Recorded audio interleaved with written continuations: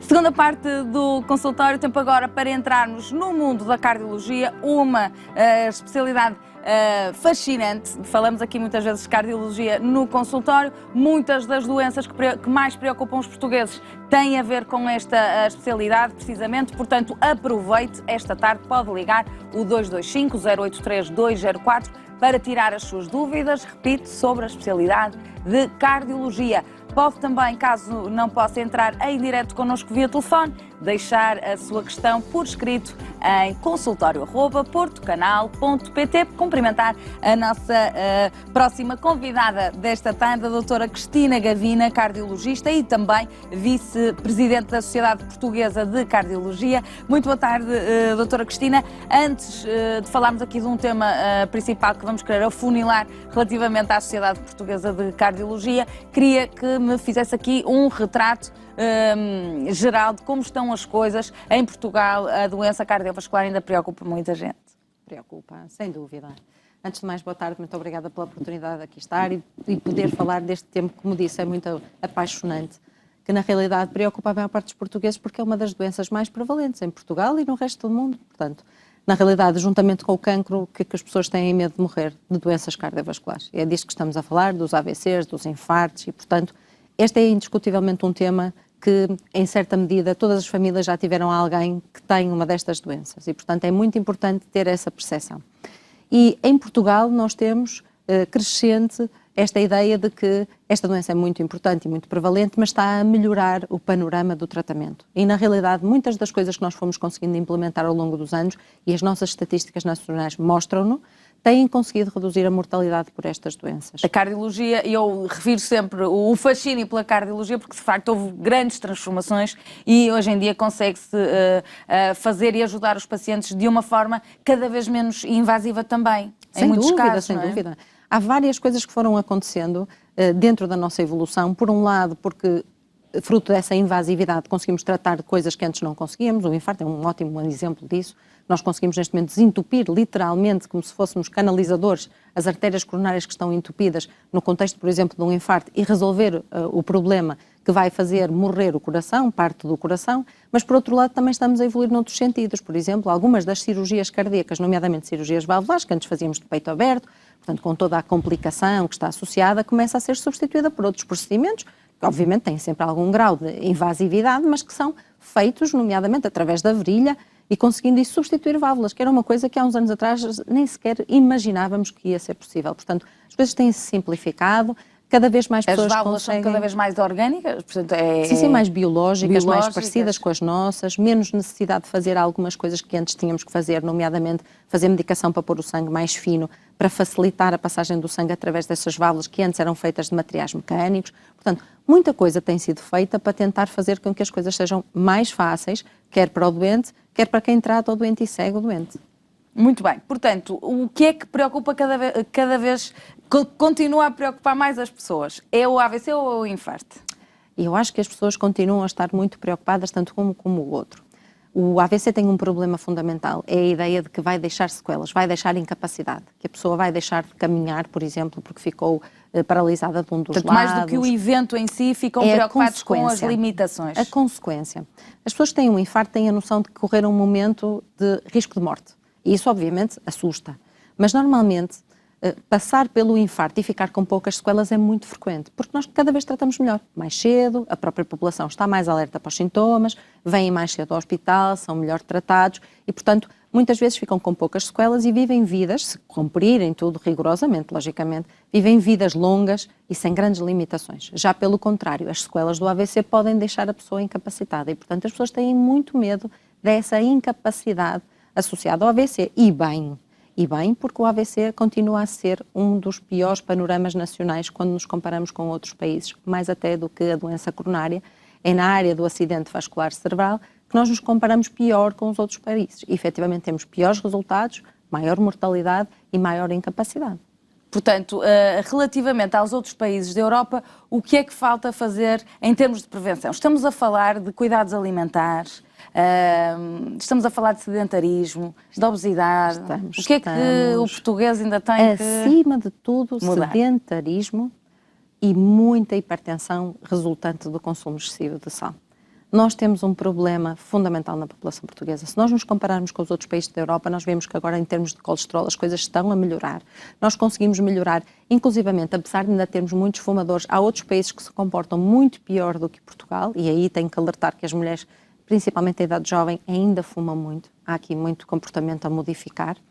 Mas o que está pior em Portugal é sempre a hipertensão. Nós temos muito maior taxa de hipertensão e, curiosamente, temos mais taxas de hipertensão do que outros países da bacia do Mediterrâneo, com Itália, França, Grécia, com que nos devíamos comparar, porque até temos alimentações... A dieta chama-se mediterrânea, por algum portanto, motivo, devíamos ter aqui uma comparabilidade, não é, que devia fazer com que nós fôssemos mais ou menos sobreponíveis, e não é verdade.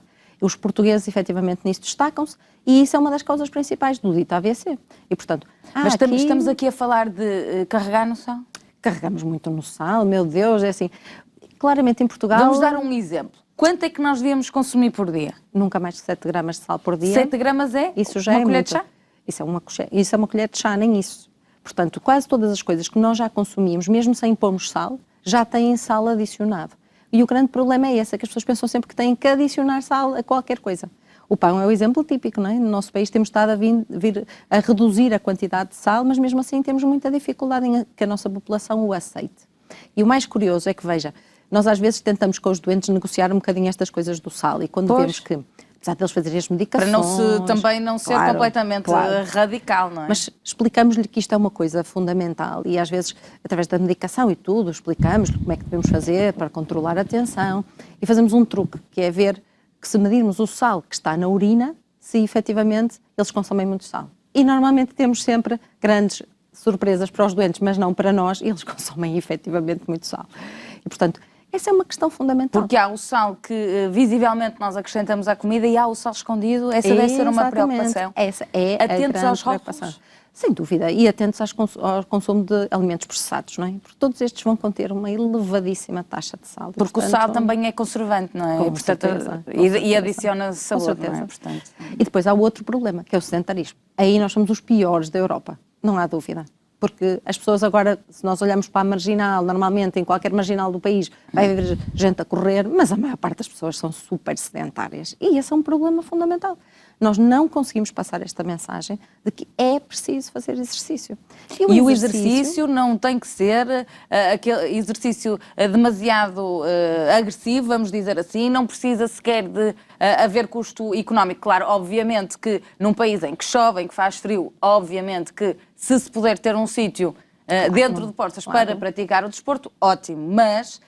o mexer, não é? É este clique que tem que se fazer, não é? O utilizar se calhar menos o carro, o andar pelas escadas. E pequenas coisas, é não estarmos sempre sentados, porque nós às vezes dizemos isto. Bom, eu tenho um trabalho que é muito sedentário, tenho que estar sempre sentado numa secretária. Levante-se várias vezes. Crie rotinas de se levantar. E só esse efeito já está a ser uma pessoa com muito menos sedentarismo, só o efeito de se levantar. E o caminhar... As pessoas às vezes dizem, bom, mas eu não tenho capacidade para fazer exercício, canso-me muito, tenho muitas dificuldades. Esqueçam, cada um vai encontrar o seu ritmo, mas agora, fazer alguma coisa é sempre melhor do que não fazer nada. E há sempre coisas que podemos fazer. E se hoje caminhamos 5 minutos, daqui a uma semana se calhar já estamos a caminhar 10, portanto vale a pena a insistência. Portanto, há medicação para ajudar, há uma especialidade, toda uma especialidade envolvida nas melhorias e, sobretudo, com ajudas tecnológicas, mas, de facto, mudar comportamentos é o mais complicado. Eu acho que esses números é isso que também espelham, não é? Portanto, Exatamente. Mudar comportamentos também já depende da passagem de informação, óbvio, mas das pessoas, da motivação das pessoas em mudar. Em relação à Sociedade Portuguesa de Cardiologia, apresentou este dia 20 de janeiro os resultados do Atlas 2019. Então, o que é que sabemos? Bom, só para explicar mais ou menos o que é que isto é. Este Atlas foi feito pela Sociedade Europeia de Cardiologia, obviamente com as suas congéneres a fornecerem números também daquilo que se passa nos seus países, mas é em associação, quer com a Organização Mundial de Saúde, quer com a OCDE, que são feitas estas análises e, portanto, nós temos um total de 56 países que são envolvidos. São a maior parte dos países europeus, obviamente, mas também países do norte da África e países do leste da Europa. E, portanto, nós temos aqui bons comparadores para percebermos mais ou menos em que posição é que nós estamos.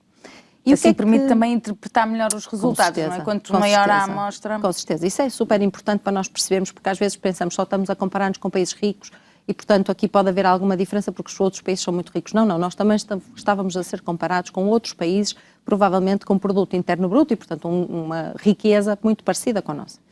E, portanto, é importante perceber que, mais uma vez, em relação aos fatores de risco, quando nós estamos muito mal, é na questão de estarmos a subir em termos de obesidade, estarmos muito mal na hipertensão, e outra das coisas que eu gostava que a população também tivesse a noção, que é, nós não estamos a comportar-nos bem no que diz respeito à diabetes, porque este sedentarismo está-se a pagar, em certa medida, aumentando o número de diabéticos. E Portugal tem o dobro dos diabéticos dos franceses, por exemplo.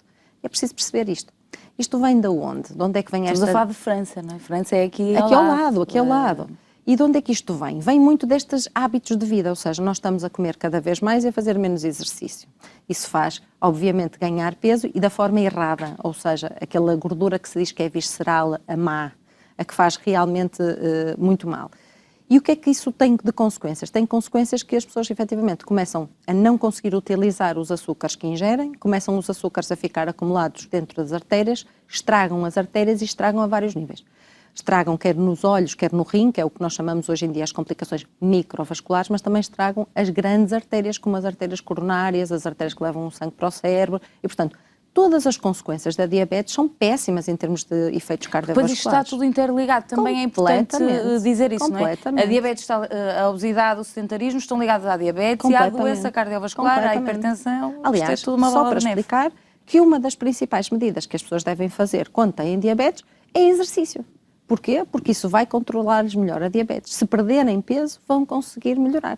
Claro que estamos a falar da diabetes tipo 2, dos adultos. Não estamos a falar, obviamente, da diabetes das crianças, não é? Portanto, a diabetes que é dependente de insulina. Mas esta é uma mensagem muito importante, é que isto vai estar tudo interligado e muitos destes resultados podem ser melhorados se nós tivermos atenção a esses fatores.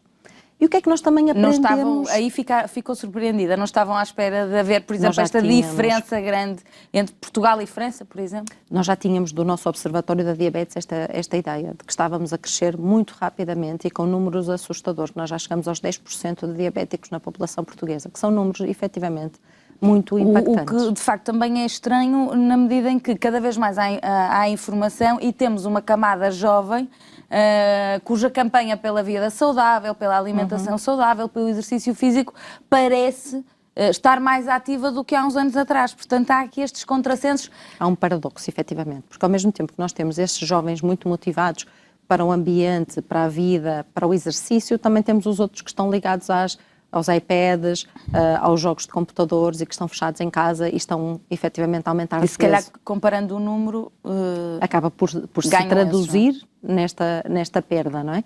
Portanto, é muito importante termos esta noção. Portanto, nós comparamos-nos mal em algumas coisas, mas há coisas que podemos fazer. E essa é a parte boa. Há, efetivamente, possibilidade de grande melhoria. Depois, quando nós vamos ver coisas que são formas de tratar os doentes, nós comparamos muito bem, por exemplo, naquilo que são o número de cateterismos que conseguimos fazer com angioplastias coronárias, podíamos fazer melhor, mas estamos dentro do melhor que se faz na Europa. Nós comparamos bem em relação aos resultados, nomeadamente de mortalidade da doença coronária. Mais uma vez, não estamos tão bem em relação ao AVC, mas estamos muito bem no que diz respeito à doença coronária. Nós estamos bem, por exemplo, em outros tratamentos de coisas das arritmias e de problemas do ritmo cardíaco, pondo muitos pacemakers, do melhor que se faz na Europa, e, portanto, estamos bem posicionados em relação a isso. Temos um caminho a fazer, isso sim, no que diz respeito, por exemplo, ao número de enfermeiros dedicados à cardiologia e àquele número de camas que temos na cardiologia. E aí não estamos bem. Isto é, nós precisávamos de ter maior capacidade de resposta para aquilo que é o número de doentes que temos e para as doenças que temos. Mas as pessoas também vivem mais anos, portanto, sem dúvida, mais possibilidades há de terem uma doença cardiovascular. Na população portuguesa vão necessariamente, em saúde, os custos que são associados a essas necessidades em saúde nos próximos anos vão necessariamente aumentar porque a nossa população está a envelhecer. Isso é uma das coisas que este estudo do Atlas também nos diz, que é a população portuguesa está a envelhecer muito rapidamente e tem a terceira menor taxa de natalidade de todos estes países. É assustador. Ou seja, nós temos tido um crescimento negativo. Estamos cada vez mais velhos, cada vez menos jovens. Como duramos mais tempo, morremos menos, mas os jovens não conseguem efetivamente superar o número de pessoas que morrem. O que quer dizer que estamos a acumular uma população muito envelhecida e cada vez mais dependente e mais doente. Portanto, temos aqui um problema de saúde pública efetivamente, porque depois nos próximos de desenvolver uma doença cardiovascular, não estamos a falar de uma doença que se resolva facilmente, ou seja, a tendência é para que seja uma doença crónica, logo uma doença que vai levar aquela pessoa a ter, e depois fora aquilo que estivemos a falar há pouco, são as doenças concomitantes, não é, que podem aparecer e que naturalmente aparecem. Portanto, é um doente que vai criar sempre, vai ter sempre gastos. Sem dúvida, sem dúvida. Vai recorrer à urgência muitas vezes, portanto há aqui há muitos programas hoje em dia. Eu estava curiosamente a ouvir este programa que estavam a falar previamente em relação à pneumologia, mas há outros agora que se estão a fazer, que é a tentativa de tentarmos melhorar e pôr as pessoas o mais recuperadas para a vida ativa possível. Isso é uma das coisas também que se consegue fazer nas doenças cardiovasculares. E um dos programas que nós temos que melhorar no nosso país, e várias coisas já têm sido feitas nesse sentido, inclusive a Sociedade Portuguesa de Cardiologia, são os programas de reabilitação cardíaca. Então, o que é isso? É tentarmos pegar nos nossos doentes que já tiveram problemas e tentar, de alguma forma, pô-los a fazer esse exercício, a melhoria em termos nutricionais, o apoio psicológico e pô-los a tomar as medicações que nós precisamos que efetivamente eles tomem. Todas estas medidas de recuperação da capacidade física, de mostrar às pessoas que são doentes e, portanto, têm receios de fazer, por exemplo, exercício. O que é que efetivamente elas podem fazer com segurança? E mostrar-lhes num programa que inicialmente é apoiado em especialistas dentro do hospital, mas que é para ser replicado em casa, porque esse é que é o objetivo final. Para depois é as pessoas ficarem cada vez mais autónomas e mais criar estilos de vida saudáveis. E esses programas, que infelizmente ainda uma pequena margem da nossa população, uma pequena franja vai conseguir aceder, são aqueles que nós precisamos de implementar, porque essa é a forma mais custo-efetiva de conseguirmos isto. Isto é uma coisa que reduz mortalidade e não custa dinheiro nenhum, só depende de cada um. Portanto, não há forma melhor de nós investirmos do que mudar estes estilos de vida, pôr as pessoas a perceberem que se precisam de apoio para deixar de fumar, nós podemos dar-lhes acesso a consultas de cessação tabágica. Esquecemos de falar do tabaco, mas obviamente que está aqui no topo dos fatores de risco. Sem dúvida, não é? Portanto, e é difícil, e eu respeito isso. Claro, é uma doença também, o tabagismo já é considerado uma doença. Dependência, na realidade. Uma portanto, dependência. Nós podemos ajudar nesse sentido e temos programas para isso, e por outro lado nós temos a possibilidade de fazer as pessoas perceber e colaborar connosco como é que podem melhorar o seu tratamento. Agora, portanto, saem estes números, tiram as vossas conclusões e depois o que é que se faz com isto? Com estes dados que vêm destes países todos? Que é o grande objetivo depois final de tudo isto? Nós tivemos a felicidade de ter feito um fórum de discussão em que esteve presente o nosso secretário de Estado da Saúde, que contribuiu também para a discussão e para perceber quais são os próximos passos, quais são as medidas que devemos implementar. E sem dúvida que há uma das coisas que mais se fala em Portugal é que se calhar nós não temos propriamente que melhorar o tratamento das doenças, mas a sua prevenção. Porque muito do tratamento... A medicina agora faz-se da prevenção, não é? Sem dúvida, muito? Sem dúvida. E é uma das áreas onde nós estamos a pôr menos dinheiro no nosso país, é na área da prevenção. E, portanto, muitas destas medidas que podem vir daqui são medidas preventivas, em primeiro lugar. Estas de percebermos que vamos ter que ser mais exigentes com a nossa população, quer em termos de consumo de sal, quer em termos de controle da tensão arterial, quer em termos do sedentarismo, para evitar este crescendo da diabetes que neste momento temos. Por outro lado, outra das coisas que é preciso fazer é ajustar aquilo que não está bem ajustado nestes números. E quando nós vemos que há áreas em que podemos melhorar os nossos números em termos de acesso, se calhar vamos ter que fazer alguns programas para melhorar o acesso. O acesso a camas de cuidados intensivos cardíacos, o acesso, por exemplo, a camas de cardiologia, mas também o acesso a outras técnicas que neste momento não estamos a conseguir disponibilizar em número suficiente para tratar os doentes. E, portanto, muita desta análise vai permitir planearmos os próximos anos para aquilo que são as necessidades. Porque o problema que nós temos neste momento não é... Isto depois também não são coisas que se resolvem num par de dias, não é? Sem dúvida, sem dúvida. Por isso mesmo é que tem que haver reflexão à volta disto, não é? Porque estas coisas são planeadas para um período de 5, 10 anos e, portanto, a maior parte das coisas que nós vamos querer fazer vão ser nesse sentido. Portanto, é no sentido de tirar as conclusões e interpretá-las. Depois há este diálogo que também já foi feito para se começar depois a agilizar um plano. Exatamente. Não é? Que, obviamente, não é para...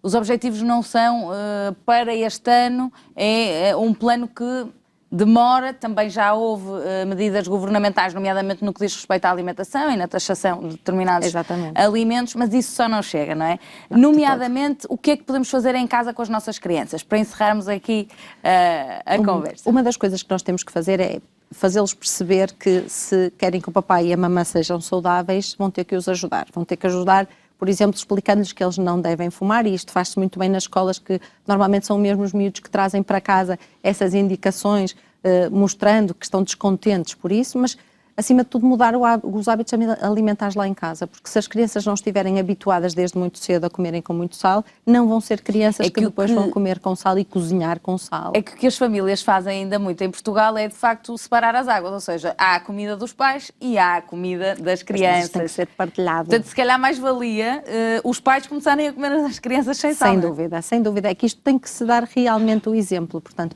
muitas das coisas, sair para fazer exercício, convencê-los que isso é um bom indicador, fazer e depois exercício ficar em sentado família. no sofá não dá, não é? Estas coisas são muito importantes, portanto, os pais têm que dar o exemplo e depois também têm que ouvir aquilo que os filhos trazem da escola, onde agora se faz realmente ótimos projetos de educação para a saúde, e ouvir o que os filhos lhes dizem, porque isso é uma grande motivação para a família mudar.